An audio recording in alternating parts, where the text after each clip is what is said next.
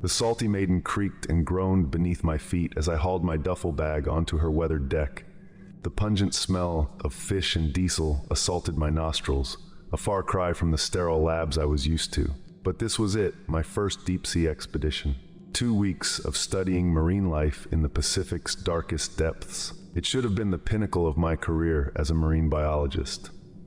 If only I'd known what horrors awaited us out there. "Welcome aboard, Dr. Emerson," Captain Mike's gravelly voice boomed from the wheelhouse. His leathery face creased into what I assumed was meant to be a welcoming smile, but looked more like a grimace. "Hope you've got your sea legs, son. It's gonna be one hell of a ride." I forced a grin, hefting my bag higher on my shoulder. "Thanks, Captain. Where should I stow my gear?" He jerked a thumb towards a rusty hatch. "Below deck, second cabin on the left. You'll be bunking with Dr. Reyes. He's already down there getting settled." The narrow corridor below deck reeked of mildew, and something I couldn't quite place. Something organic and vaguely unsettling. I found my assigned cabin and pushed open the door to find a wiry man with salt and pepper hair, meticulously arranging scientific equipment on a small desk. "Hey there," I said, dropping my bag onto the empty bunk. "Jack Emerson. Guess we're roommates for the next couple weeks." He turned, dark eyes appraising me coolly before extending a hand. His grip was unnervingly strong, fingers cold as ice despite the stuffy cabin. "Miguel Reyes, a pleasure." We finished setting up our gear in tense silence, broken only by the constant creaking of the ship and muffled shouts from the deck above. Finally, a bell rang out, signaling mealtime. "Shall we?" I asked, gesturing towards the door. Miguel simply nodded, following me out into the corridor. The galley was cramped but cozy, warm yellow light spilling from oil lamps that swayed gently with the ship's motion. The air was thick with the aroma of beef stew and freshly baked bread. My stomach growled, reminding me I hadn't eaten since dawn. I grabbed a tray and joined the line, finding myself behind a burly woman with weather-beaten skin and arms like tree trunks. A faded tattoo of an octopus writhed across her forearm as she reached for a chunk of bread. "Hope you like your food hearty," she said, shooting me a gap-toothed grin. "Cookie doesn't believe in rabbit food. Says a well-fed crew is a happy crew." "Sounds perfect," I replied, offering a smile of my own. "I'm Jack, by the way, marine biologist." "Ah, one of the eggheads," she chuckled, her voice rough as sandpaper. "Name's Hank. Been working these waters for nigh on 30 years now." As we shuffled forward in the chow line, Hank regaled me with tales of her time at sea. Giant squids, freak storms, and fish the size of cars. I listened with half an ear, years of scientific training making me skeptical of such outlandish claims. But then she lowered her voice, leaning in close. Her breath smelled of tobacco and something darker, more pungent. "Course, them's just the normal perils of the sea. It's the other things you gotta watch out for." I raised an eyebrow, intrigued despite myself. "Other things?" Hank's eyes darted around the galley before she continued, voice barely above a whisper. "The things that ain't natural. The things that lurk in the deep, waiting, watching." I found myself thinking of the stories I'd heard back in port. Whispered tales of creatures that stalked the depths, of ships that vanished without a trace. "You mean like the vessel hunters?" The words slipped out before I could stop them. Hank's eyes widened, and she grabbed my arm, grip painfully tight. "Who told you about them?" she hissed, all trace of joviality gone from her weathered face. "I heard stories back in town," I stammered, taken aback by her reaction. "I thought they were just local legends. You know, tall tales to scare the tourists." She released my arm, but her eyes remained intense, boring into mine. "Listen close, boy. Them ain't no legends. They're as real as you and me. And out here, in their territory, we're all just prey waiting to be snatched." Before I could respond, a booming voice cut through the galley. "Hank, stop scaring the new blood with your tall tales and get your food. Some of us are hungry back here." Hank's demeanor changed in an instant, a jovial grin replacing her grim expression. All right, keep your pants on, Smitty." She turned back to me with a wink, but I could see the fear lingering in her eyes. "Don't you worry none, Doc. Old Hank's just funnin' with you. Enjoy your stew." She moved off with her tray, leaving me standing there, unsettled. As I mechanically filled my own tray, I couldn't shake the feeling that there had been real terror behind Hank's gruff exterior. I found a seat at one of the long tables, ending up across from Dr. Ray's and next to a lanky young woman who introduced herself as Tim, one of the deckhands. The stew was thick and hearty, chunks of beef and vegetables swimming in a rich broth. Under normal circumstances, it would have been delicious. But Hank's words had left a sour taste in my mouth that even the savory meal couldn't quite wash away. "So, Doc," Tim said around a mouthful of bread, "what exactly are you hoping to find down in the briny deep?" I launched into an explanation of our research objectives, studying deep-sea bioluminescence, collecting samples of extremophile bacteria, mapping previously uncharted underwater formations. Tim nodded along, looking genuinely interested, while Dr. Ray's remained silent, methodically spooning stew into his mouth. "Fascinating stuff," Tim said when I'd finished, "though I gotta say, I prefer to keep my feet on deck and out of the water. Never know what might be lurking down there, you know." Dr. Ray's suddenly spoke up, his voice soft but intense. "And what do you think might be lurking, Tim?" There was an odd glint in his eye that made me uncomfortable. Tim shrugged, looking a bit sheepish. You know, the usual sea monster stuff. Giant squids, megalodon sharks. My granddad used to tell stories about creatures that could take over a man's body, use him like a puppet." I felt my blood run cold.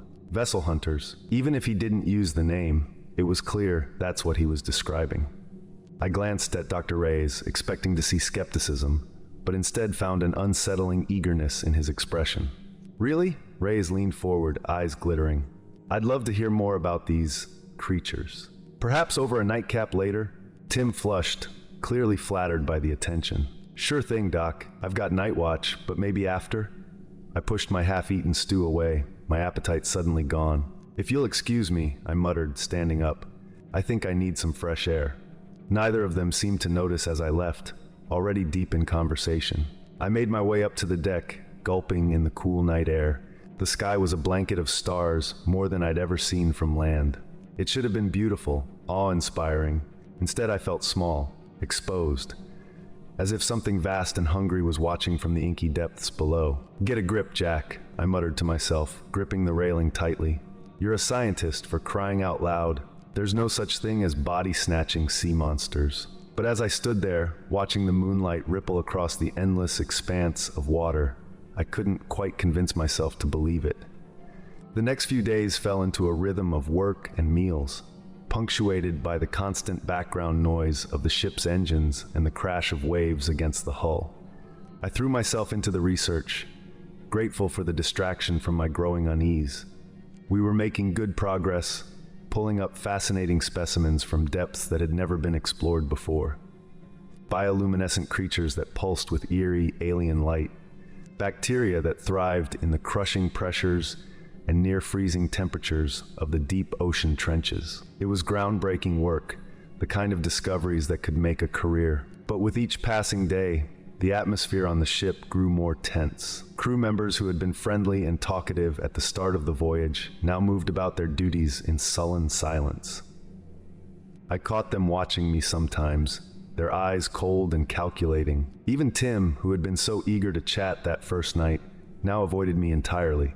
It was Dr. Ray's who worried me the most, though. He spent hours alone in our cabin, poring over data and muttering to himself in a language I didn't recognize. When I did manage to engage him in conversation, his responses were clipped and evasive, his eyes never quite meeting mine. On the fifth night, I was in the lab, examining a particularly intriguing sample we'd dredged up from nearly 3 miles down.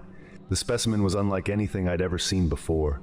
A colony of microorganisms that seemed to pulse with an eerie blue-green bioluminescence. "Beautiful, isn't it?" I startled at the voice, nearly knocking over the microscope.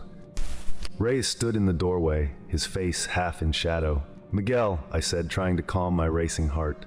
"I didn't hear you come in." He glided into the room, movements unnaturally smooth despite the gentle roll of the ship.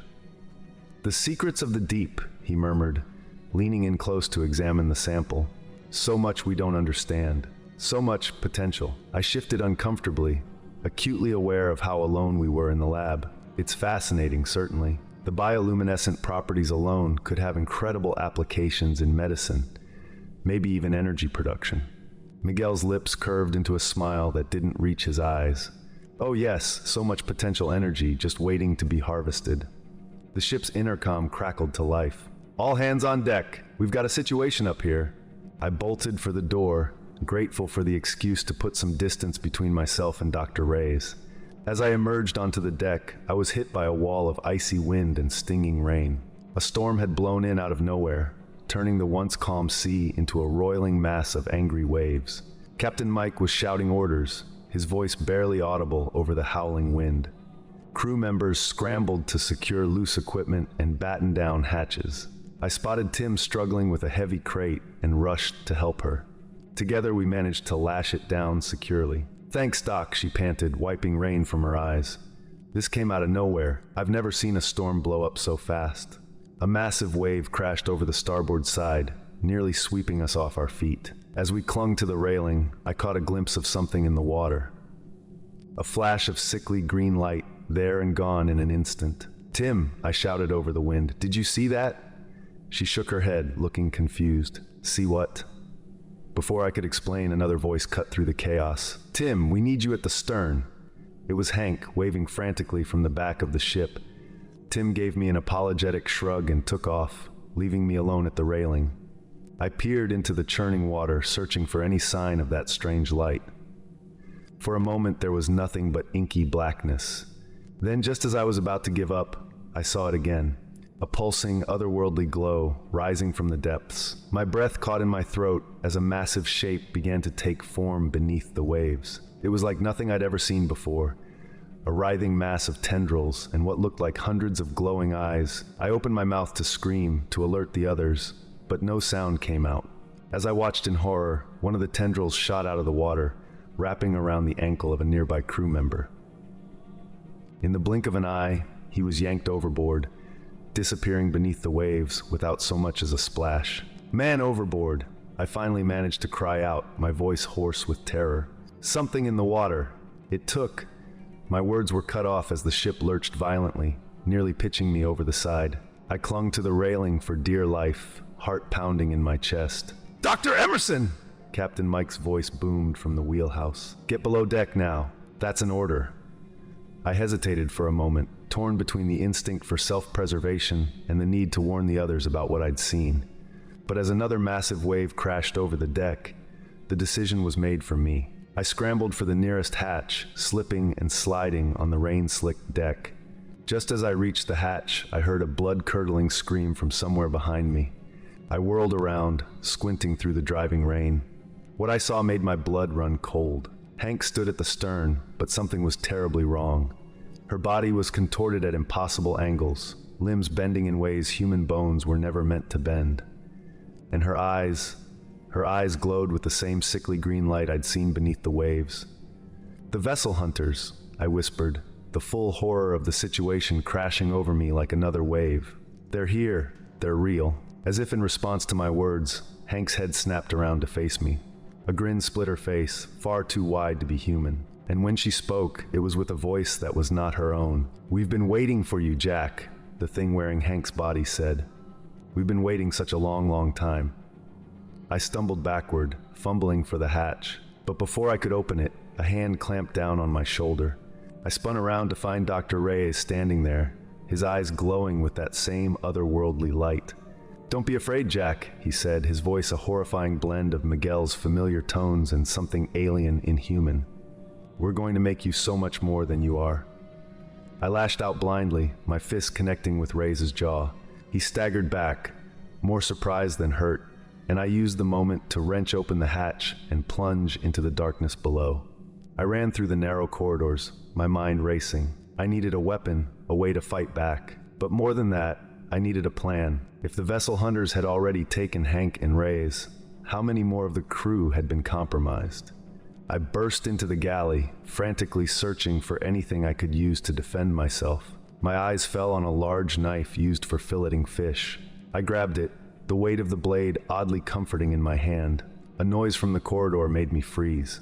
Footsteps, slow and deliberate, drawing closer. And then a voice, Tim's voice, but wrong somehow, distorted.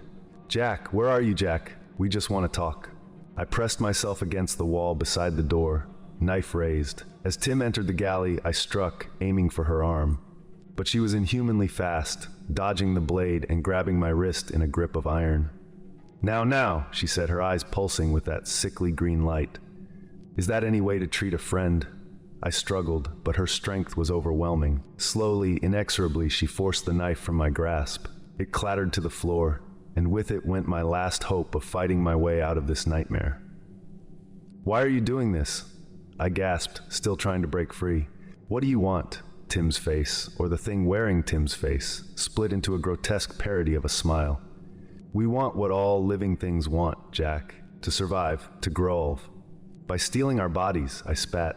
Not stealing, another voice said from the doorway. I turned to see Captain Mike standing there, his eyes glowing just like the others.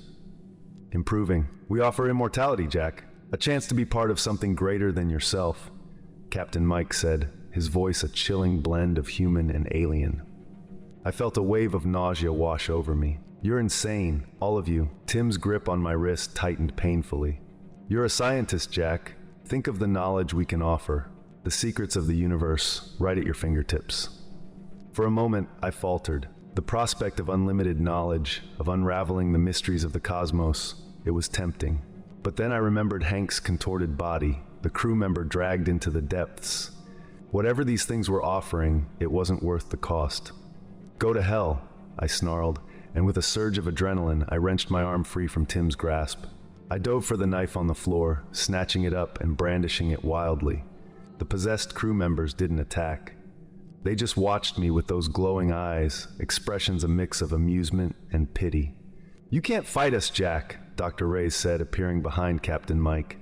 We are Legion, we are eternal, and soon you will be one of us. I backed away, knife held out in front of me. My mind raced, searching for a way out. The lab. If I could get to the lab, maybe I could find something to use against them. Some weakness, some vulnerability. You're right, I said, forcing my voice to remain steady. I can't fight you, but I can sure as hell run. With that, I turned and sprinted out of the galley, shoving past Captain Mike. I heard shouts behind me, footsteps giving chase, but I didn't look back. I just ran, my lungs burning, my heart pounding in my chest. I burst into the lab, slamming the door behind me and jamming a chair under the handle. It wouldn't hold them for long, but it might buy me enough time to find something, anything, that could help. My eyes fell on the microscope where I'd been examining that strange bioluminescent sample earlier. An idea began to form in my mind. It was crazy, desperate, but it was all I had. I grabbed the sample dish and a syringe, my hands shaking as I extracted some of the glowing substance. Outside, I could hear the possessed crew members pounding on the door, the wood beginning to splinter. Dr. Reyes' voice called out, "Don't do anything foolish. We only want to help you evolve." "Evolve this," I muttered, and plunged the syringe into my arm. For a moment, nothing happened. Then pain exploded through my body, white hot and all-consuming. I fell to my knees, gasping for air that wouldn't come. My vision blurred, the world around me dissolving into a kaleidoscope of color and light. And then clarity. The pain vanished as quickly as it had come, replaced by a sense of power unlike anything I'd ever experienced. I could feel the bioluminescent organisms coursing through my veins, merging with my cells, rewriting my very DNA. The door burst open, and the possessed crew members poured in. But as they approached, they hesitated, their glowing eyes widening in what looked like fear. "What have you done?"